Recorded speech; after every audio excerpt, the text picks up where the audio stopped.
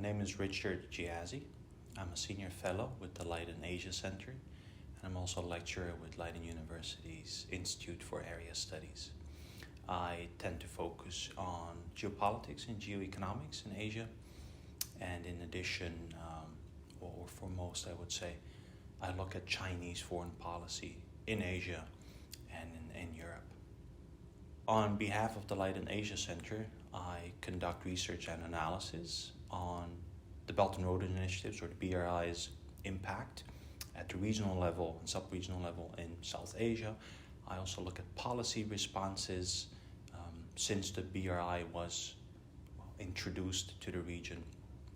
The focus is on India and Pakistan, but I look at other states in the region as well. I've conducted some field research in Delhi, where I met mostly with think tankers and academics, and I've conducted Skype interviews with a number of scholars in Islamabad.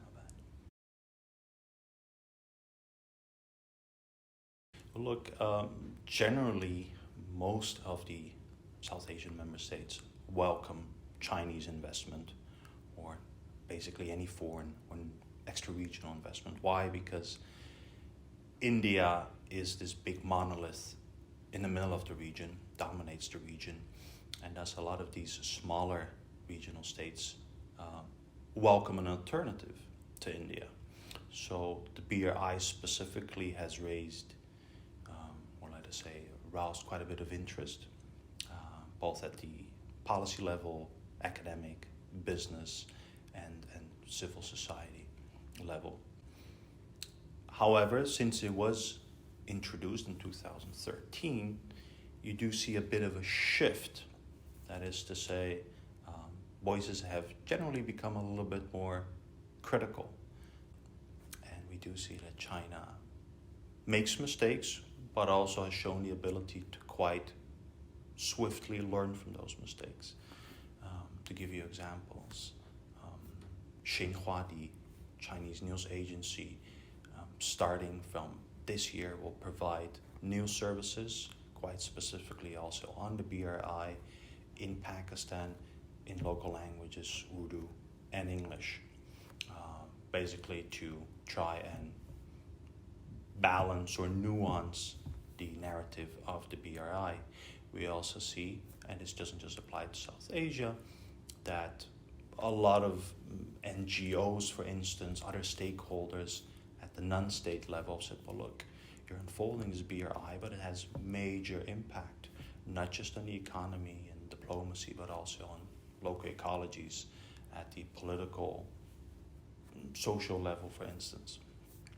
And because of that, you see that China has commenced with an NGO forum that is specifically tailored to the BRI.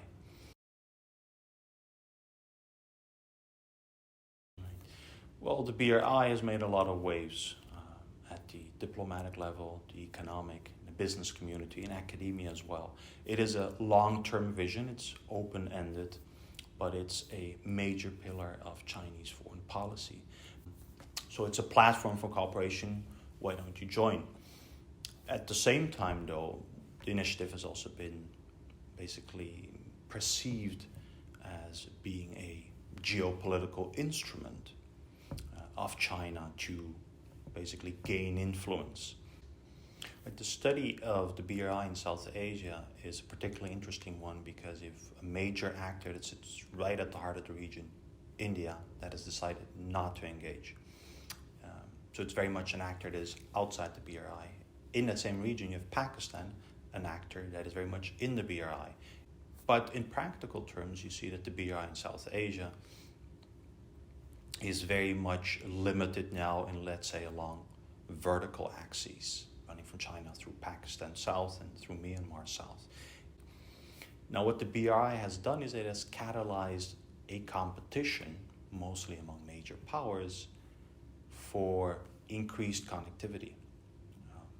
That, I think, is a very useful, very beneficial side effect of the BRI, because there is a major connectivity gap, not just in Asia, but also in Africa and beyond.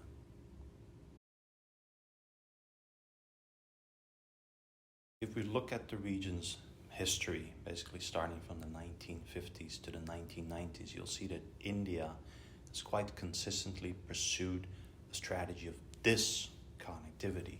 It wanted to insulate itself from its neighbors.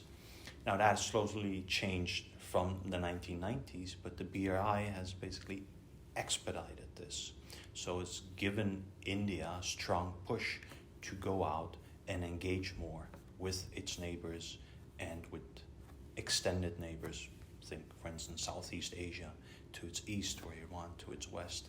And I think in that sense, the BRI has been a very positive impetus to the region.